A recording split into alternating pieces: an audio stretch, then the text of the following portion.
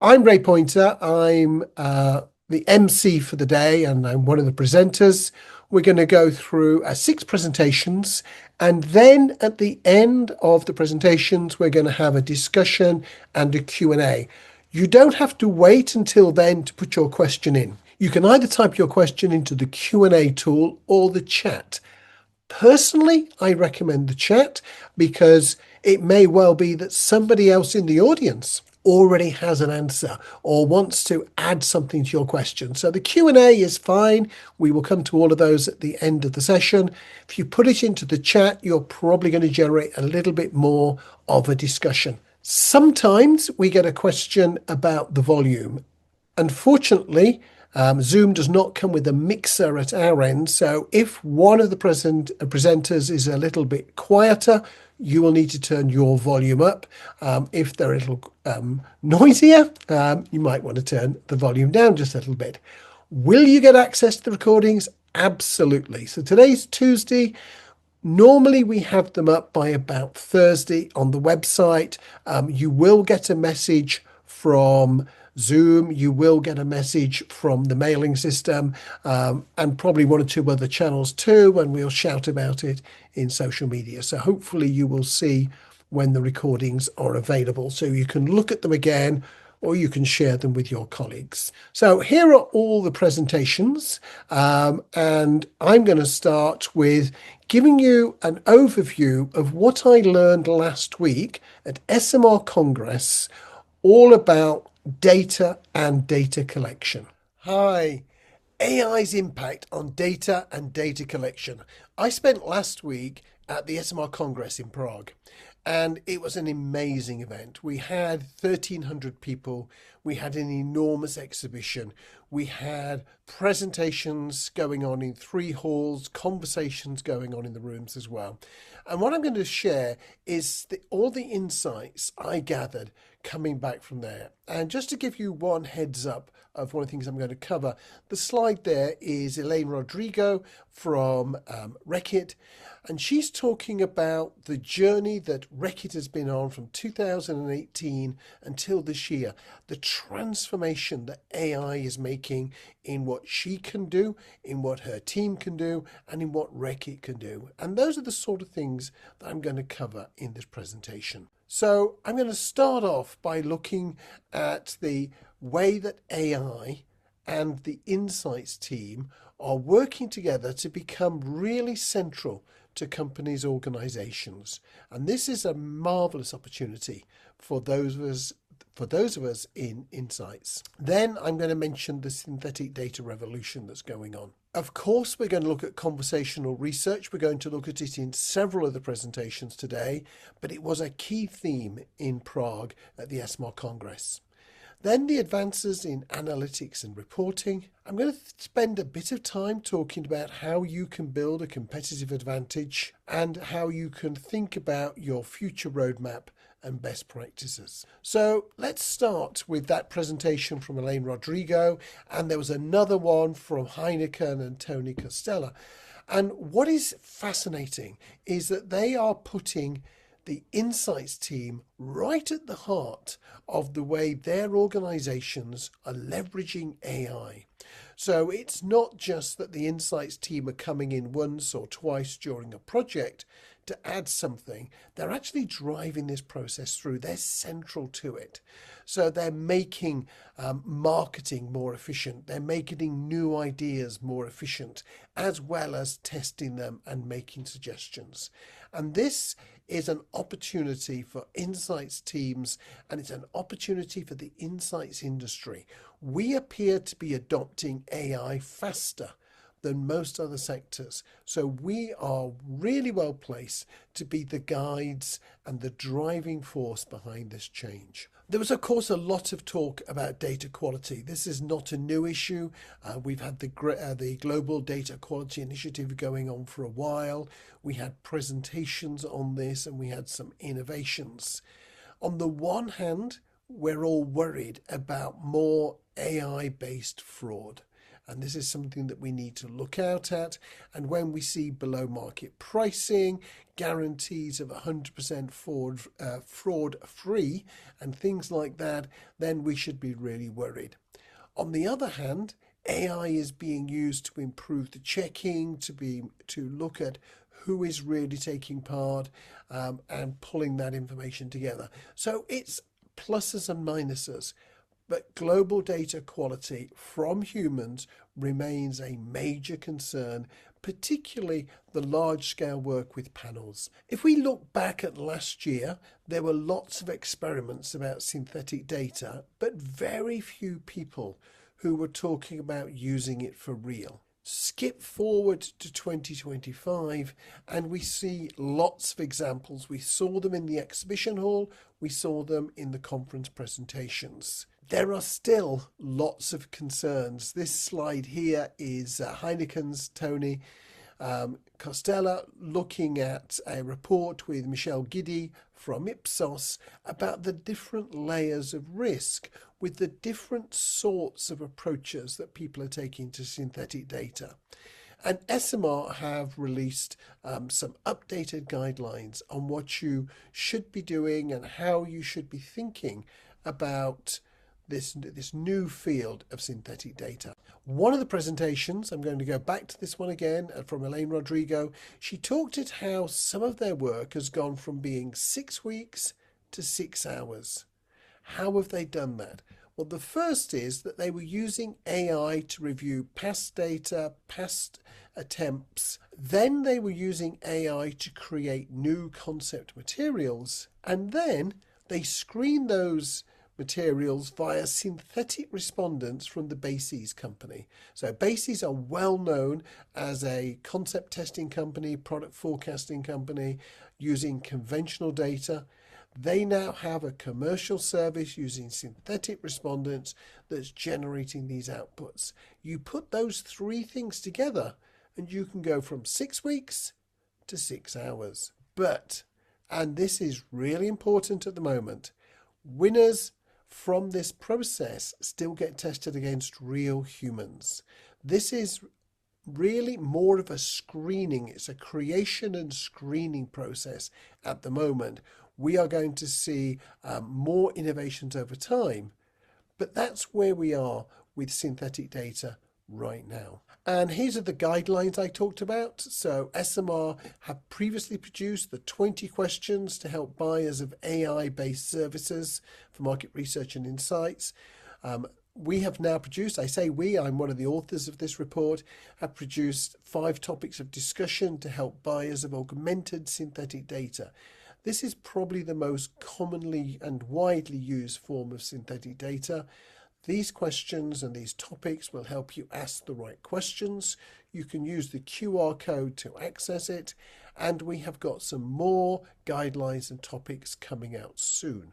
Conversational research was really hot, and you know you've signed on for this webinar. You're going to see several more presentations about conversational research in a moment, but we were seeing it everywhere in the exhibition hall. There are now a growing range of providers, including Yasna, co-sponsors of this webinar.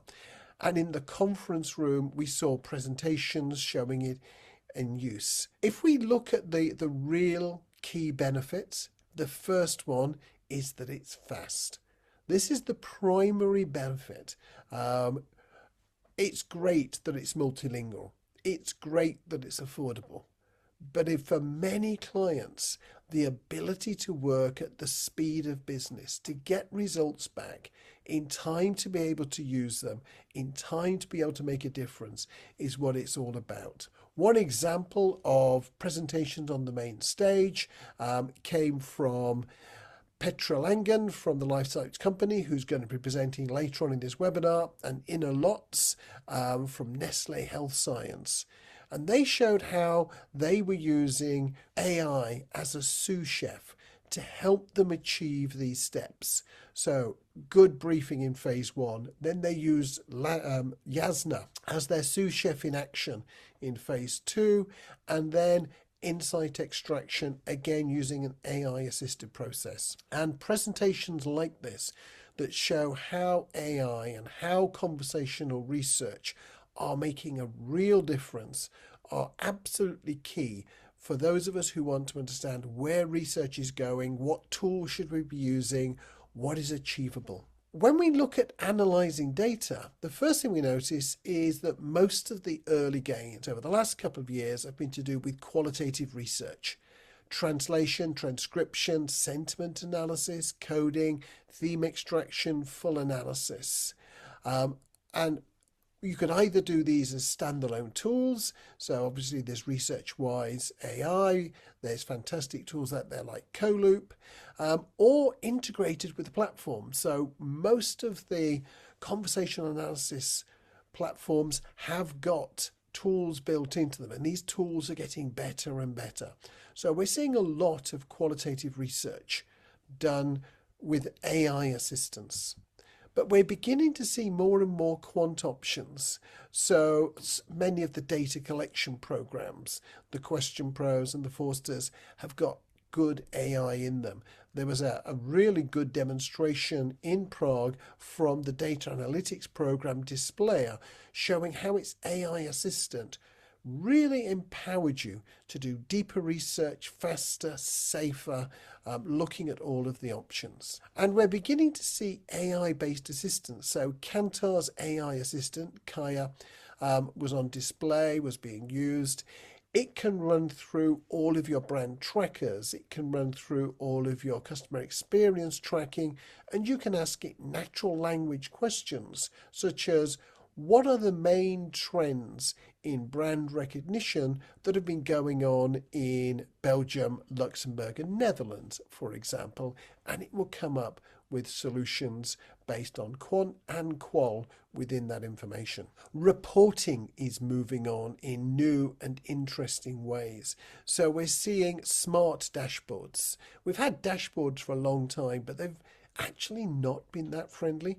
Where we're seeing that there is more information, they're being fed by AI, they're using AI to allow you to access them. Interactive call data. So at the end of qualitative projects, people are creating personas, and you can then have a natural language conversation, or you can put a natural language interface into the data set and say how many people were talking about this, how many people were doing that. Enhanced video creation. There are so many new video tools now leveraging AI. You can do all sorts of things.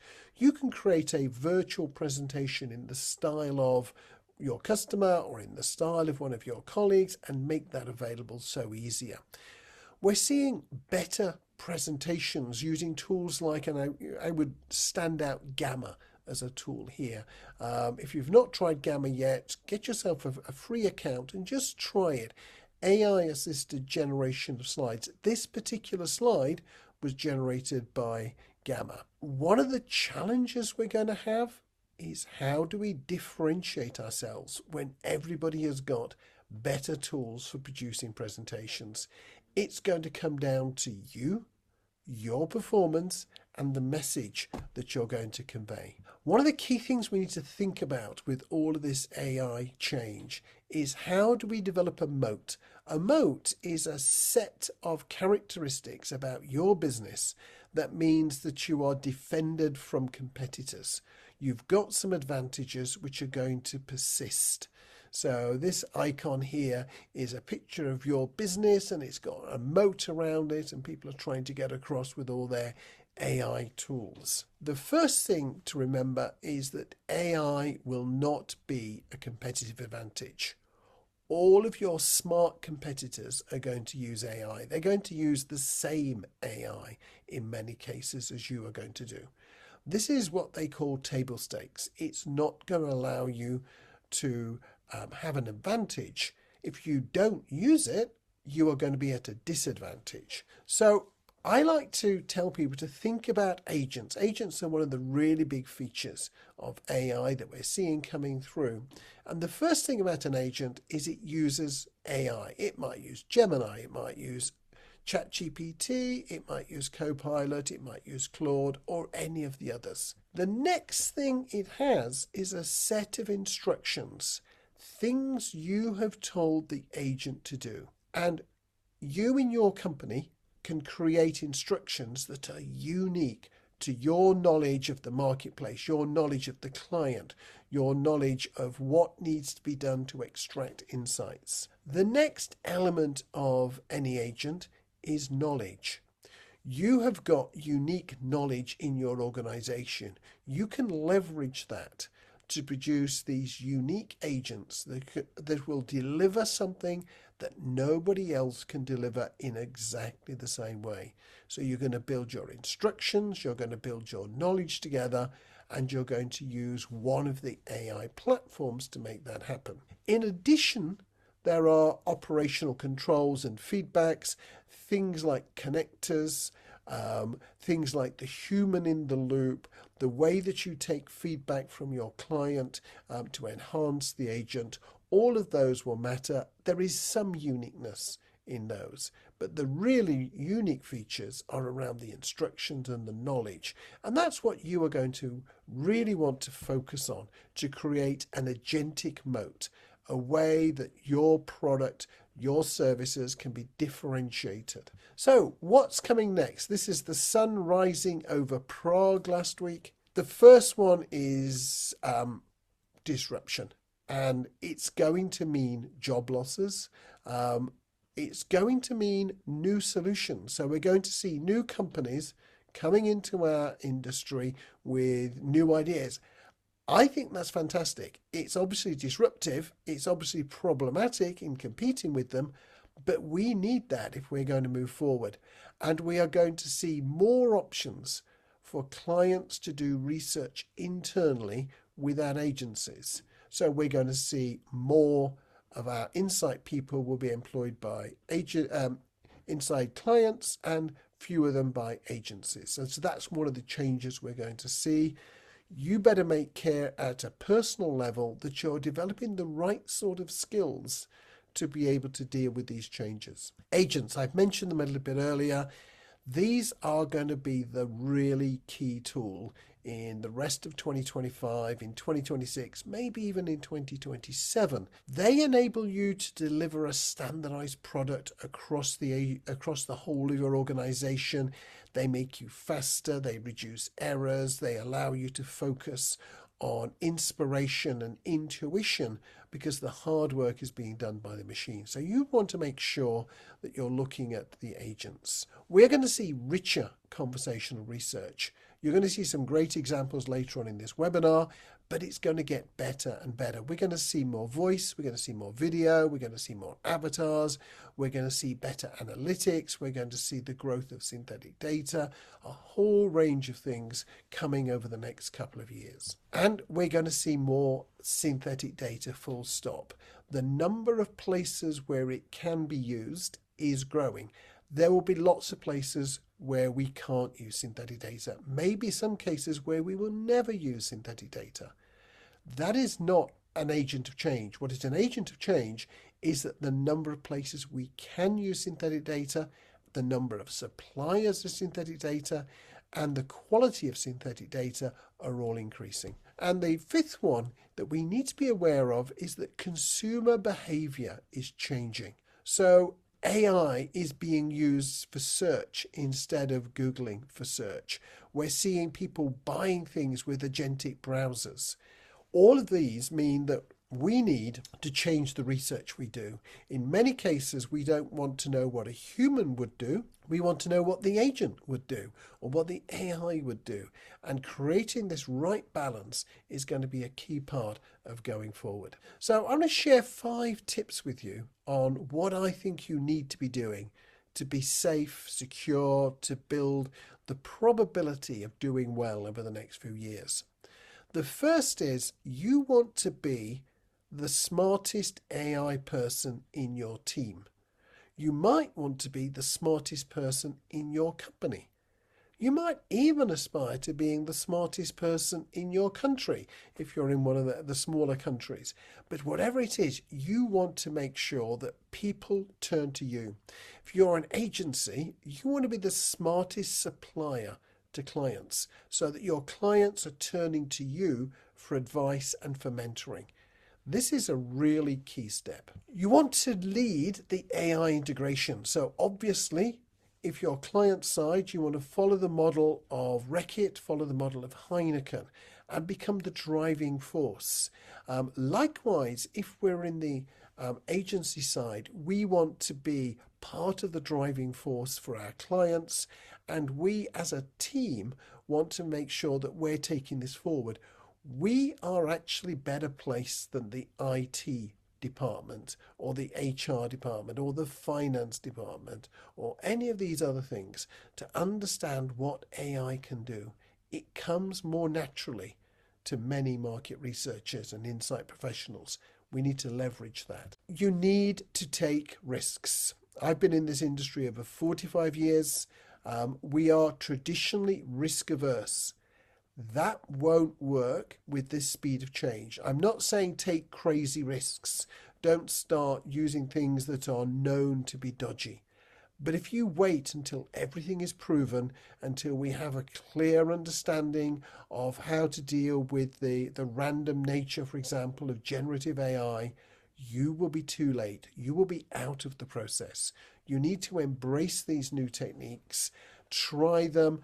Yes, be a little bit careful, but be brave. You need to build this agentic moat that I was talking about.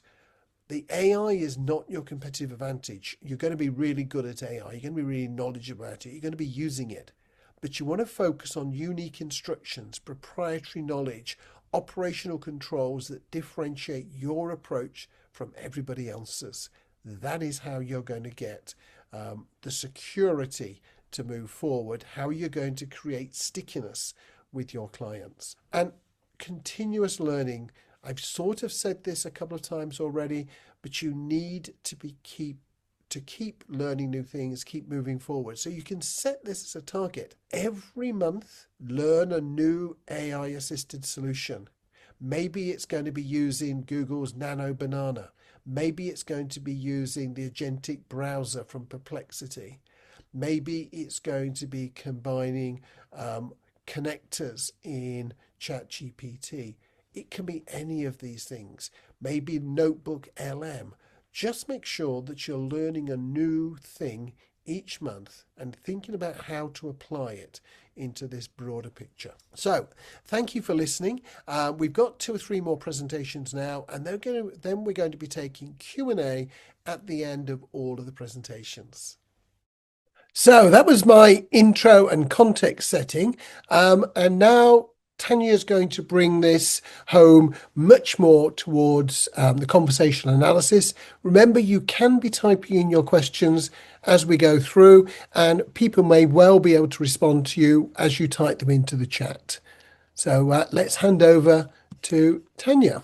Hello everyone. My name is Tanya, and I'm the Client Success Director at Yasna. Ray, thank you so much for the introduction and for the exciting information. It was really insightful. Thank you so much.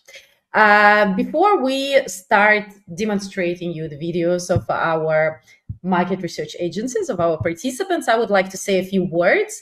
So I have to say that as we grow our project and client base, we see that initial hesitation and skepticism about the AI are common. It's everywhere.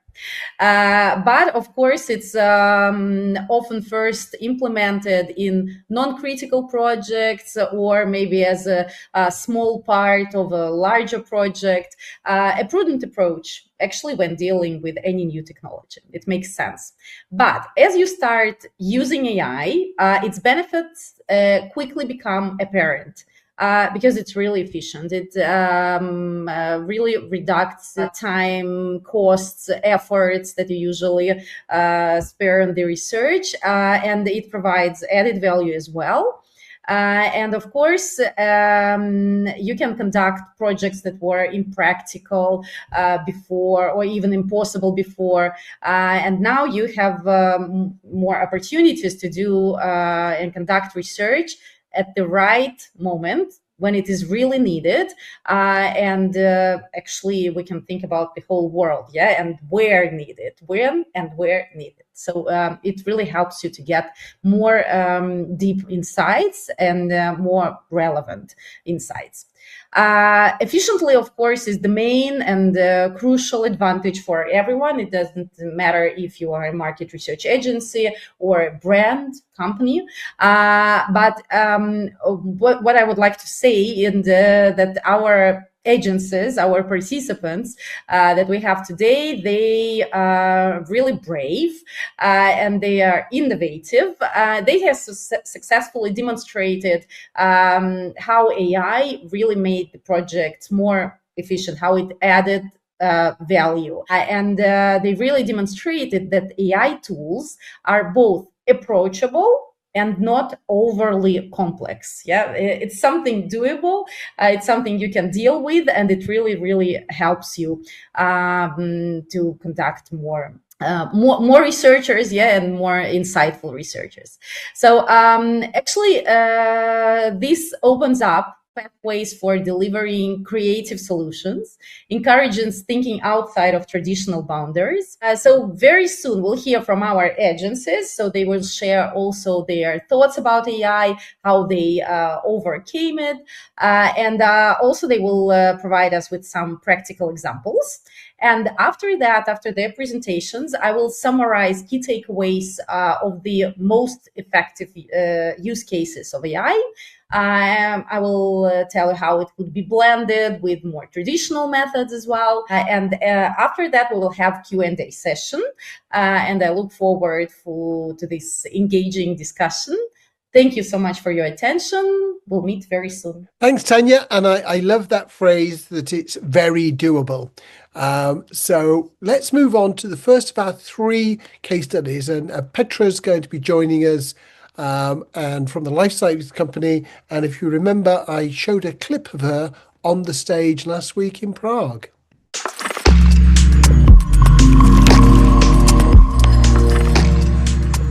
Hello, my name is Petra Langen, Managing Director of the Lifesights Company in Bremen, Germany. We are a qualitative and quantitative consumer insights agency working across a wide range of product categories, inclusive food, beverages, beauty and healthcare, and in different areas ranging from innovation, product and packaging, brand, positioning and shopper research. We are a team of 15 passionate researchers that operates globally.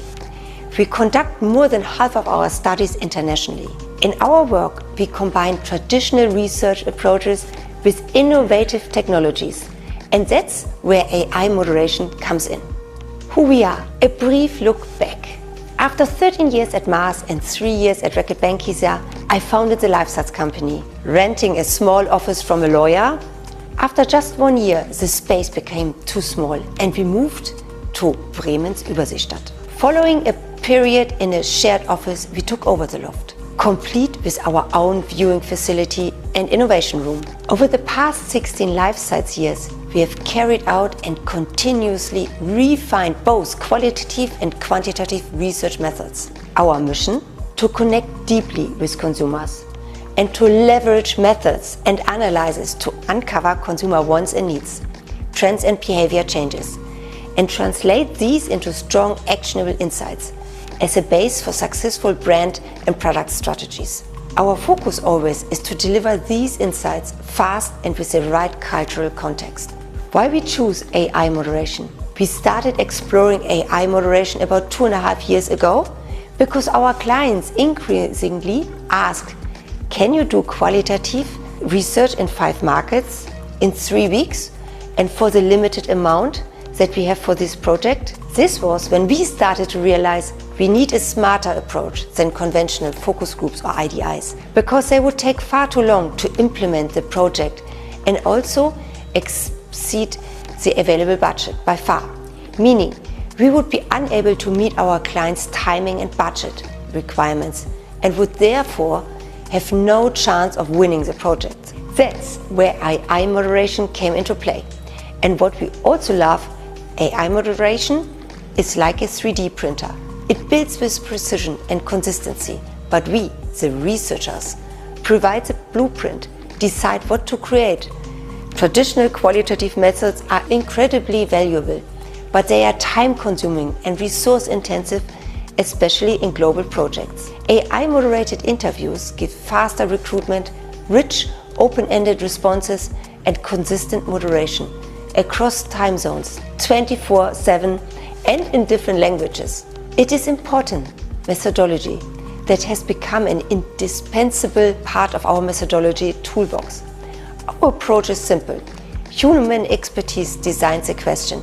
AI moderation runs the interviews at scale, and human expertise analyzes and interprets these results. Let me share a couple of case studies where we used AI moderation successfully. First, snack category case. One project with Yasna was for a global FMCG client in the savory snacks category.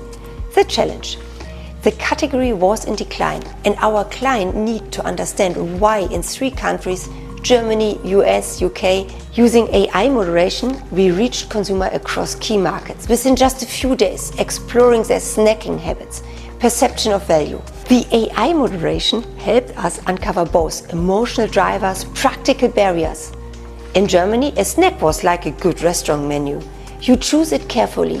It has to be worth the price, and the experience matters just as much as the taste. If I try something new, it has to feel worth it, not just in taste, but also in experience. That's what the Germans said. And in the UK, a snack was like a fine porcelain cup of tea, small, elegant, and full of flavor. It was a short, important moment of indulgence. The US snack were more like a Hollywood blockbuster, big, bold design to impress and share with friends. 3 countries, 3 very different meanings. And one clear message: the product and positioning needed to flex, to fit each culture. We used a combined approach, first building hypotheses through a few online interviews, then validating these hypotheses quantitatively, assessing the importance and checking if we had missed any.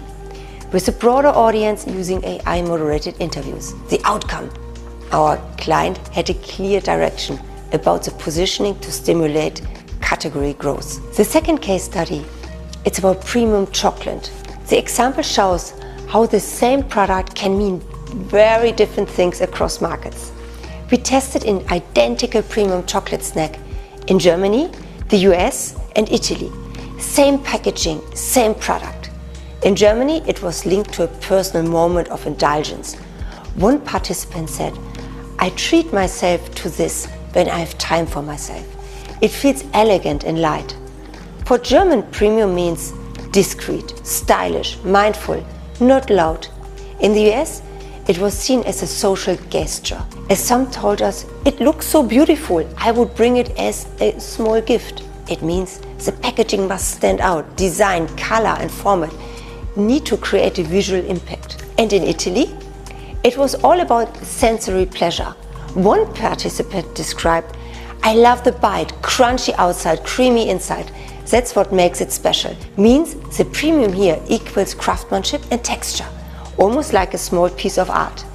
These nuances, revealed through AI moderation, helped our client adapt their brand messaging and packaging to fit each cultural context, making the same product relevant in 3 completely different ways. Why we believe in AI moderation? Across these projects, we have seen 3 major benefits of using AI moderation. First, targeted moderation. Every participant gets the same questions, phrased away in their own language. The targeted moderation makes sure that all participants feel understood. Second, speed and efficiency. We can run qualitative studies across multiple countries in record time. And third, cost advantages. We get deep open-ended responses that we can analyze with both AI and human expertise. And all these with cost advantages, which we can pass on to our clients. Future plans. Looking ahead, we plan to integrate AI moderation into more of our multi-country project, especially in early exploration phases, where speed matters. Here we do not see AI moderation as a replacement for human insights. We see it as a powerful partner that helps us to be more efficient, to free up time for deeper thinking, analysis and storytelling. Thank you for watching and thank you for opportunity to share our experience. I hope these examples inspired you to explore AI moderation in your own projects, not as a replacement, but as an accelerator. In case you have any questions or comments, just contact me. Thank you. Thank you, Petra. Now to the next case study. We're going to be joined by Anna, who's going to take us through that case too. Imagine walking into a room full of people. They're not talking, they're not smiling, not interacting, just sitting there. You can measure their heart rates, count their blinks, track eye movement. It's all about your data. But now, what are they feeling? What do they want? Why are they even in that room? That's where numbers fall short and where qualitative research begins. Now imagine you are not alone in that room. There is a silent partner beside you. They never forget a word. They catch every hesitation, every shift in tone. They read the room, but at scale. That partner is AI. But should we trust it? Should we use it at all? Let me show you why I believe the answer is yes. Cautiously though, purposely, but indeed yes. My name is Ganzha. I'm Global Head of Qualitative Team at PRS in VIVO, market research consultancy agency specializing on packaging research. And recently we became a part of Ipsos. I'm in the market research since last century, actually, and I have been always passionate about delivering human stories with the use of technology. My team is spread across borders, and we're constantly looking for better ways to capture emotional responses, system-wide perceptions, decode behaviors, and connect the dots between what people say and what they really mean. But we don't work in silos. Our differentiation from other research agencies is that we run a lot of hybrid research, mixing qualitative depths with quantitative confidence and bringing AI to unlock a new dimension of speed and scale. We started to work on AI in past years, as every research agency, and it was an answer to market demand actually for the speed and scale, but also because of our close integration in quantitative studies. This is where we saw a lot of potential to utilize qualitative depths with AI support. This year, after several years of test and learn process, we launched AI Qualitative Boost, a tag-on model to add to any quantitative or qualitative service in partnership with Yasna. It is a conversational research moderated by AI, where the benefits are already coded in the name of this tag-on model. AI stands for speed, Qual stands for depth, and Boost for bigger samples than in traditional qualitative research. And we chose this technology not to cut corners, but to open doors. While quantitative tells us what is happening, you remember that room full of people, it is qualitative that tells us why that people are in that room and how they feel about it. And together, they help us tell a more compelling stories, helping our partners to achieve success in their initiatives. So what happens when we apply AI to the space of emotion, nuance, and meaning? First of all, indeed, we gain in speed in terms of setup, field execution, and even analysis. We also gain in terms of pattern detection. It helps us find recurrent tones, contradictions, or hidden stories that sometimes, let's be honest, we might lose in traditional smaller qualitative samples, because typically in qualitative we speak to 10 to 20 people. With the use of AI moderation, we can speak to hundreds of people in one day. Another benefit indeed of usage of AI in terms of moderation is human bias reduction. AI is never tired and it never shows it. And AI doesn't have its own personal opinion, meaning it doesn't impact the responses of the respondent, which sometimes actually do happen with real-life moderators. And another benefit, but not the last in the list, but a very strong one, is indeed inclusivity. AI enables us to include voices that are hard to reach, or simply speak to shy respondents who feel safer maybe in a more digital space rather than in a real room with real moderator. I have several quick real-world examples to share with you. where to showcase how we apply AI-led conversational research.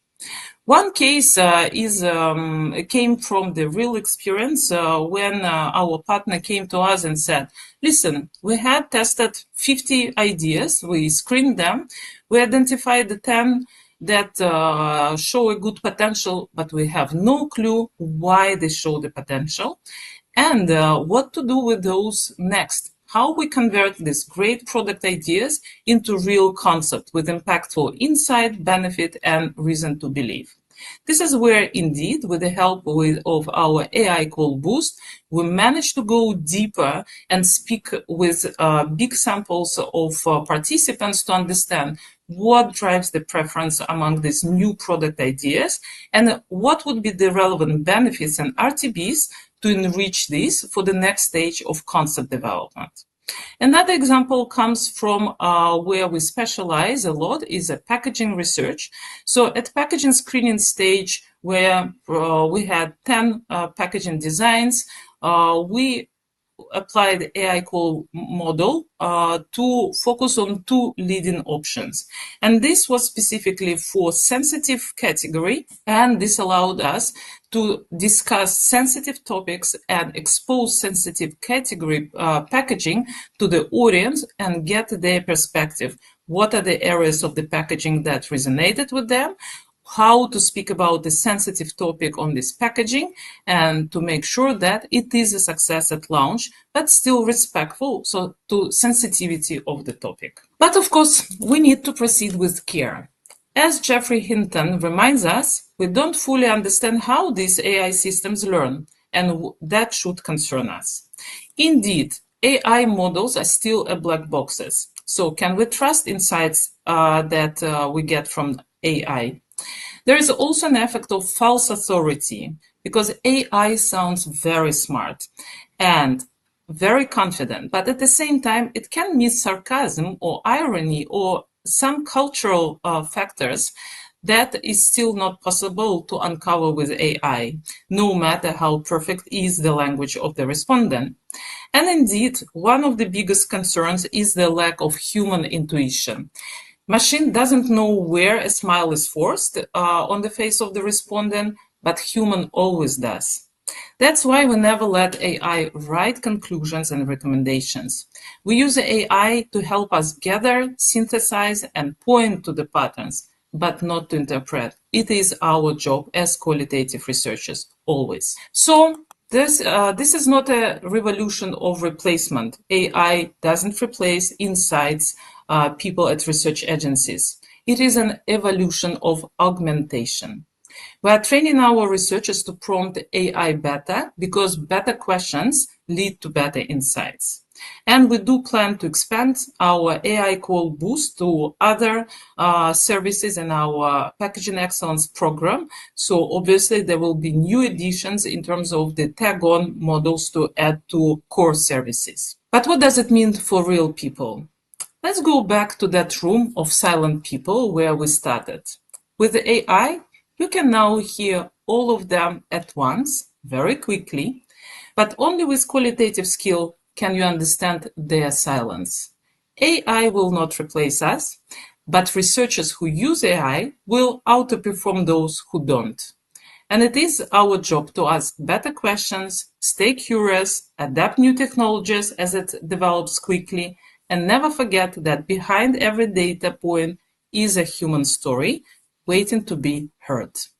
Thank you, Anna. We've got some questions coming through in the Q&A tool, none yet in the chat. So feel free to put your questions in the chat. Quick reminder, we're going to bring everybody back online at the end of the presentations, and we'll tackle all the Q&A and all the questions that you're raising. Hello, everyone. I'm Marlies from VeylinxVeylinx.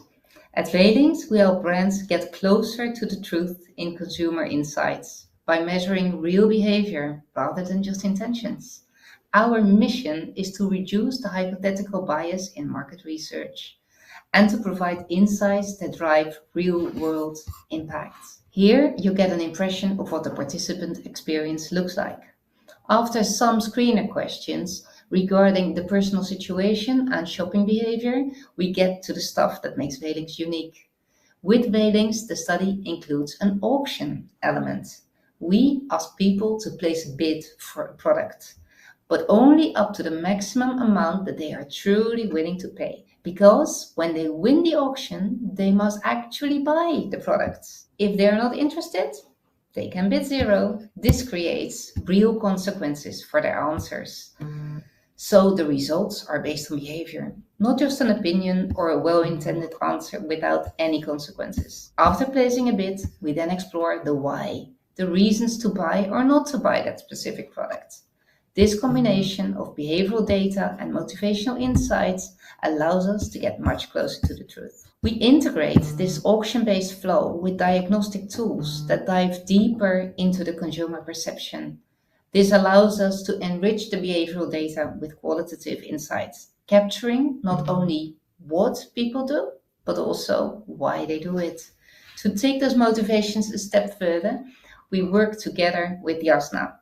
The strength of Yasna's approach lies in helping us capture, structure, and interpret the why behind behavior in a very systematic way. By integrating Yasna into our surveys, we can enrich our behavioral data with qualitative insights in a format that is easy to analyze.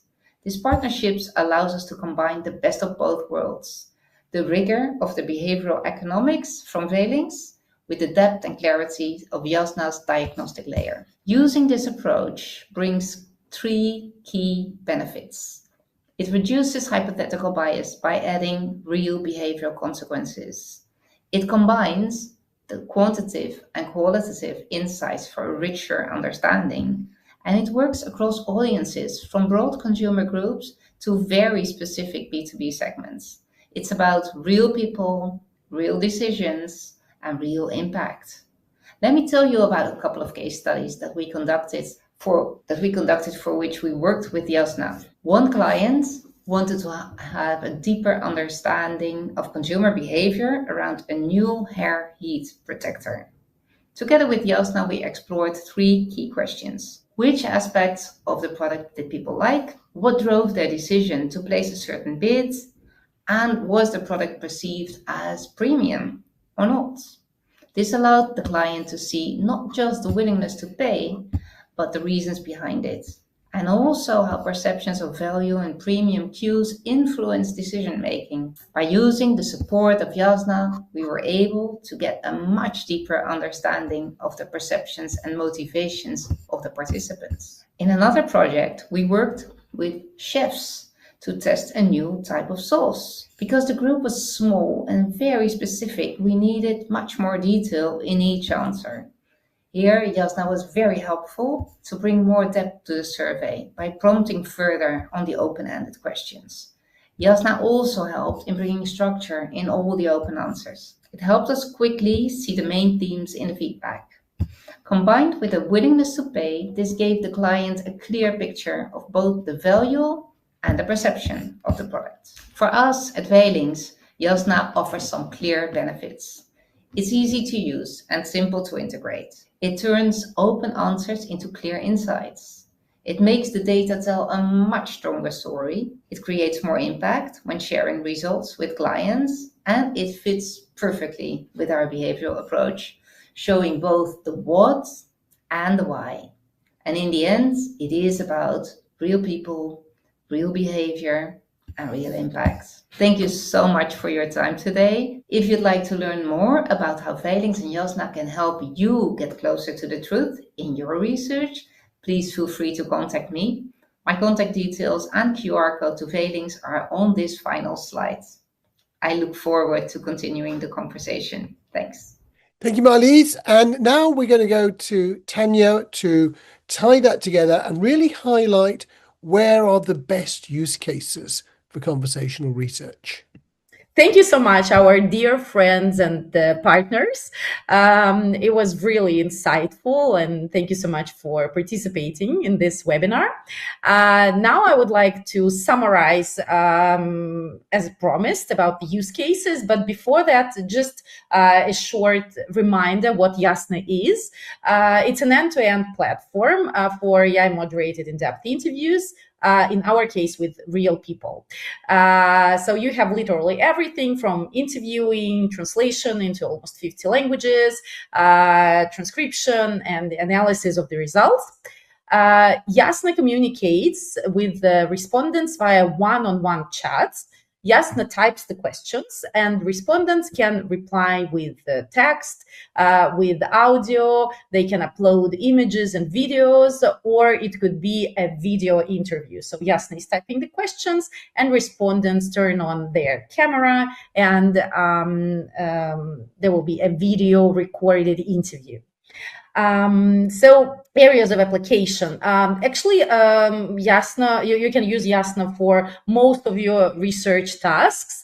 But if we divide all typical market research tasks into two main groups, it will be either ideation, when we are searching for some new ideas, when we would like to understand, how to find like some new approaches, new ideas, and so on, or refinement testing of the ideas, when you have an idea that you would like to improve, actually.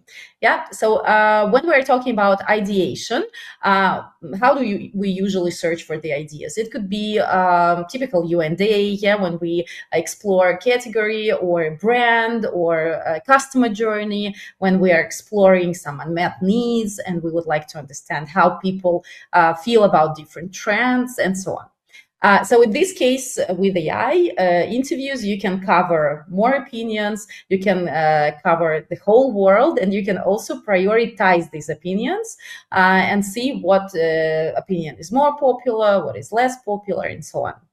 And talking about refinement testing, of course, if you need just to choose A, B, or C, you can do a typical quant. Yeah, it will be even faster and even cheaper. But if you want to get nuances, details, because you understand that you will need to improve this idea, AI will help you to do that. Again, covering a lot of ideas with deep probing, human-like probing. Yasna will be able to capture nuances as well. So if you need to test an insight, creative, design, landing page, and so on, Yasna will definitely help you to do that. By the way, if you click on this QR code, you can download exploratory research playbook that we've created, and it explains how your business tasks are transformed into research objectives, and at the end, in the guides that you can use for Yasna. So, of course, you can use AI moderated interviews or conversational research as a standalone study, but you can also integrate it with quant or qual. As I said before, it's a safer choice for now. Yeah, when you just get acquainted with the technology and you would like to see how it works. Yeah, like doing it slowly but surely. So if you would like to integrate it with quant, and as you heard before, some of our clients already do this. There are also different ways how to approach this. So it could be as an initial phase when you need to explore needs, align usage occasions, optimize your questionnaire, get consumers' voice. Or it could be done during the survey. So you add some context to your KPIs and you add open-ended probing. Yeah, not just usual open-end. Why did you like this idea? Because it's great. We know it's not enough. The probing is needed, and Yasna can help at this stage.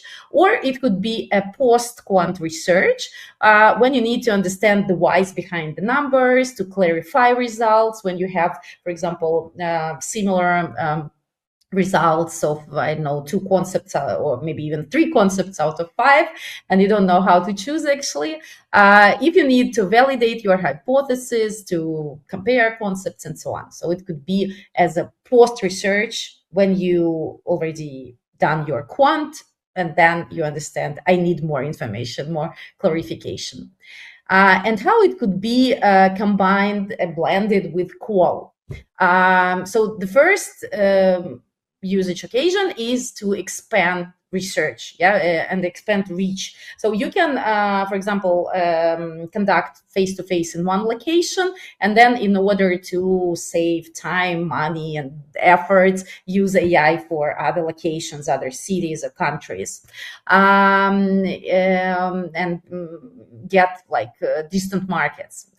Or you can enhance depth, you can scale and enrich traditional qualitative insights very fast. And for example, if you conduct a focus group in one location, or maybe in a few locations, but you come up with some hypothesis, and you would really need to check if it's a popular opinion, and you need to get even more details to that. So it could be a small focus task after a typical call. Also, I would like, unfortunately, we do not have a lot of time, but just I wanted to point out how conversational research platforms usually work, and how Yasna works in particular. So we have 4 easy steps on the platform.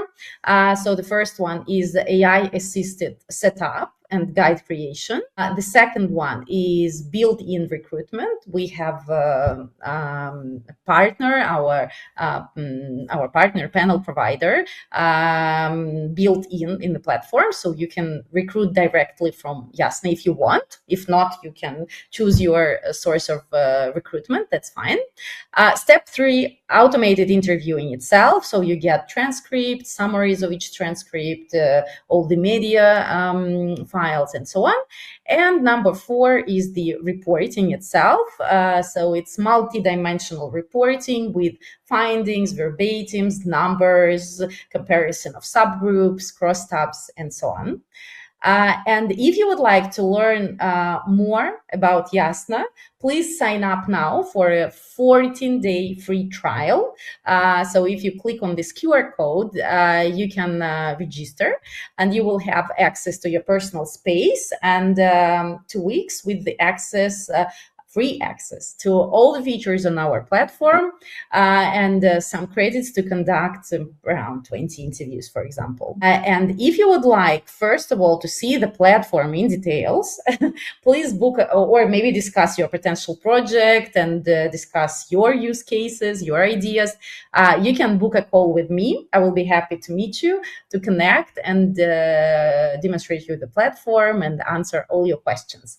Please feel free to use this QR code for booking a call. Thank you so much. And now it's the Q&A session time.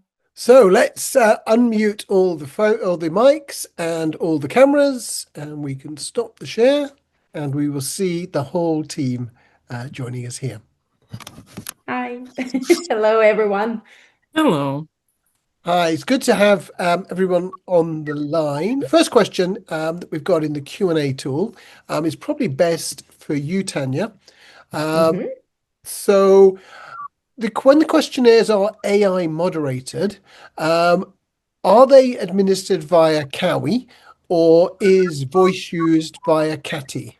Yeah, so the thing is that we have a platform, and our moderator is AI-based, AI-powered. Yeah, so actually it has nothing to do with Kavi or survey. Yeah, you just sign up on the platform, you set up the questions, and then AI-powered moderator types the questions, and people reply with text or with voice or with video, by the way. And actually, this is how it works. Yeah, maybe I missed something in this question. I hope I answered. Yeah, super. We've had a request to show the QR code, and we will do that again shortly. I need to share the screen again for that. So in AI moderated interviews, the respondents have to write more than in a classic survey with close-ended questions. Are there more dropouts? What are the strategies to maintain the attention of the respondents? And maybe Tanya, if you want to start, but then if any of the other three would like to join in, please do so. Yeah, I would say the thing is that it's a very natural flow for the respondents. So it feels like you are communicating with a human. People, of course, well, respondents, they are aware that they are communicating with AI, but they lose this feeling. Actually, we do a lot of job on our side to make our AI moderated as human-like as possible. So respondents lose this feeling of something synthetic or, I know, artificial or whatever. And actually, so people just lose this feeling of something artificial because the questions and the probing questions are very logical. They really continue what people wrote or said before. Yeah, that's why they have a feeling that somebody's listening to me. There is an empathy. So I would say that they answer with pleasure. If they don't want to communicate with AI, they just don't do it from the very beginning. Yeah, but if they start the conversation, if our guide, my dear colleagues, you will confirm it. If the guide is good enough, if it's logical, if it doesn't have a lot of repeated questions, then people feel really comfortable.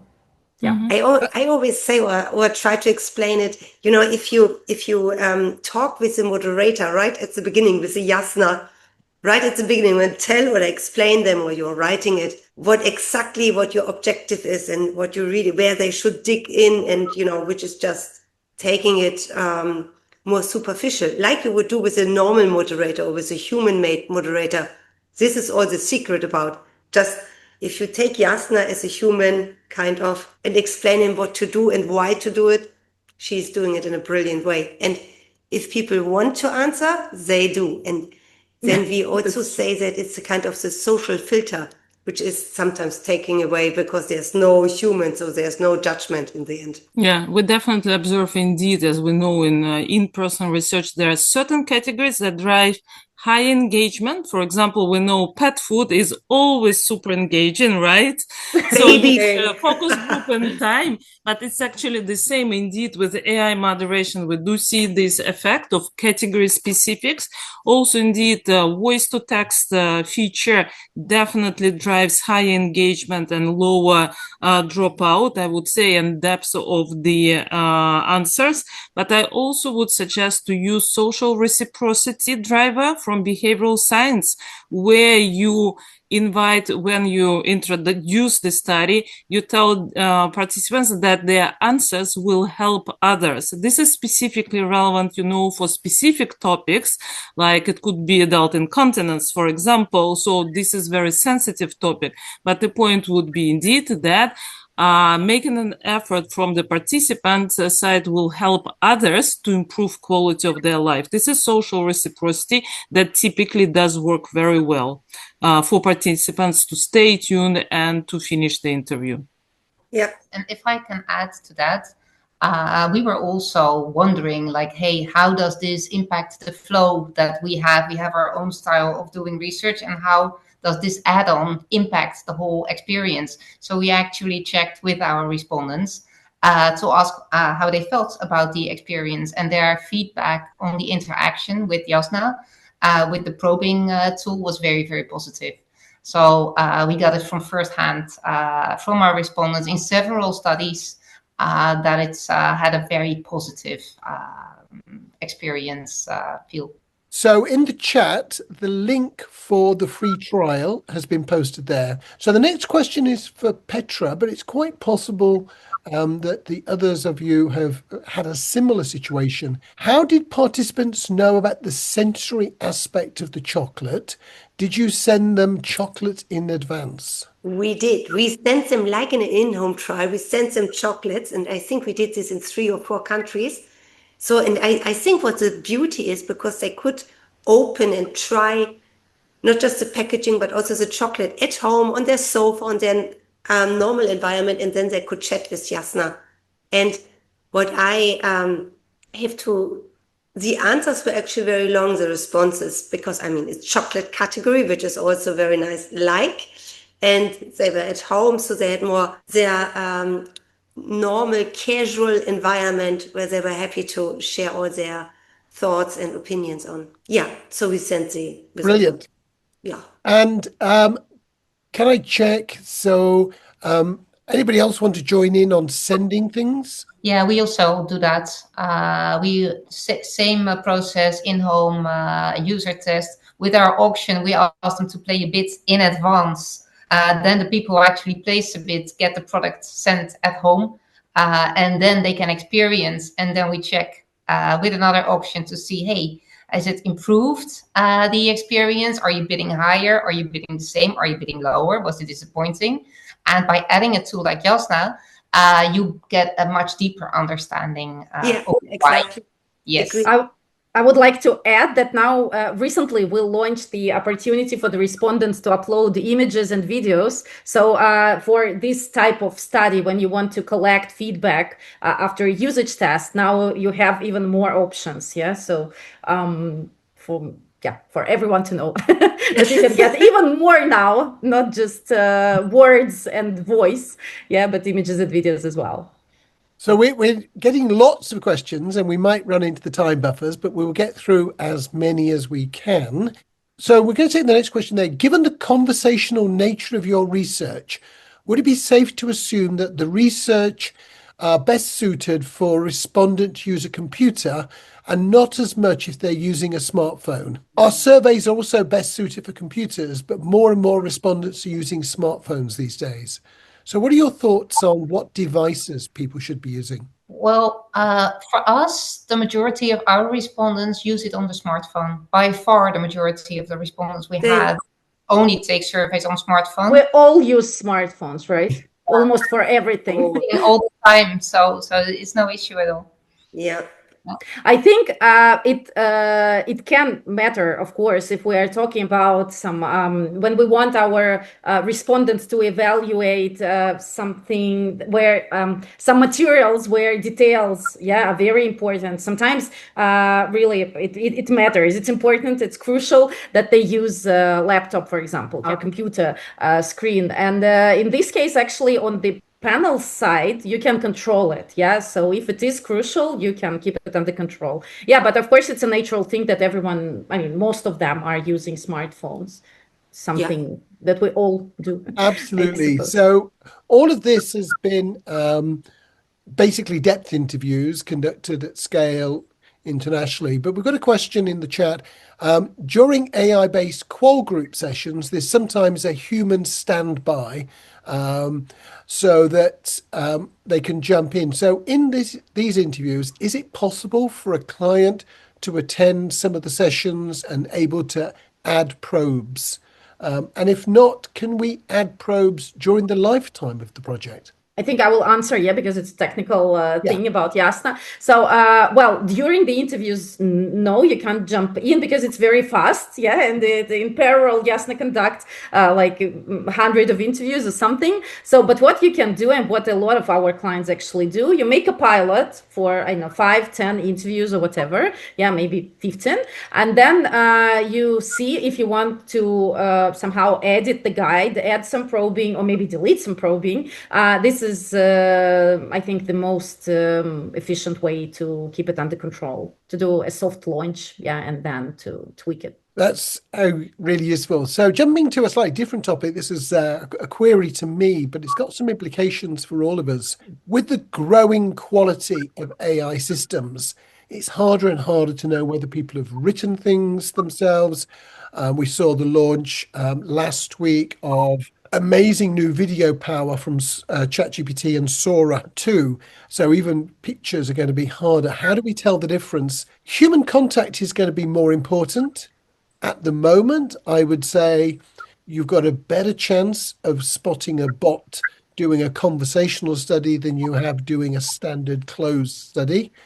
But that's going to be quite a battle as we go forward, as the people writing the bots come up with situations where they might be able to take these. So I think the quality of the recruitment, knowing that you've actually recruited people, asking some questions, and be careful of software that tells you it can detect whether somebody is a human or not. The problem with that, there are now LLMs that can pass the Turing test, so the other computers can't tell they're human.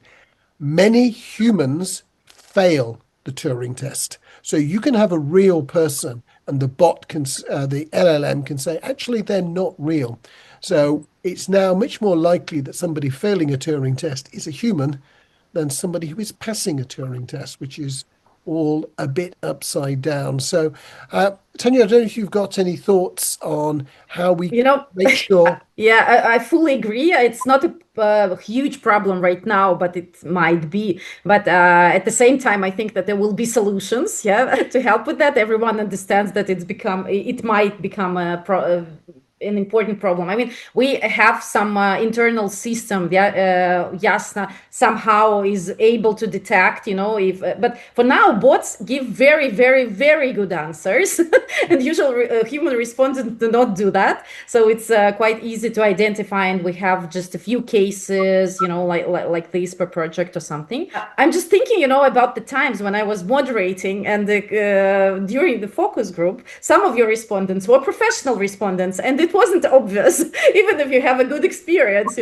so yeah, life is not perfect, but we are all trying to keep things under control. Okay, we've managed to get through most of the questions in the allotted time. And so I encourage you to connect with the speakers if you've got further questions, or if we couldn't get to your question, I'm sure they'll be delighted to answer them. I would like to thank all of the speakers. I'd like to thank Yasna for co-sponsoring this event. We've got more things coming along in the next few weeks. So if you want to find out about those, go to the NewMR website. If you want to find out about Yasna, go to the Yasna website and have a look at that free offer that they've got for 24 days. 24 days? No, 14 days, 2 weeks, free use. I think that's a great opportunity to try to use it. But that's everything today. Thank you all for attending. Thank you for staying on the line. Thank you so much. Thank you. Thank you, everyone. Thank you for all the participants. Thank you so much. And thank you, Ray. Yes. Thank you so much for great organization as always. Thank you. Thank you. Bye-bye. Bye. Bye. Ciao.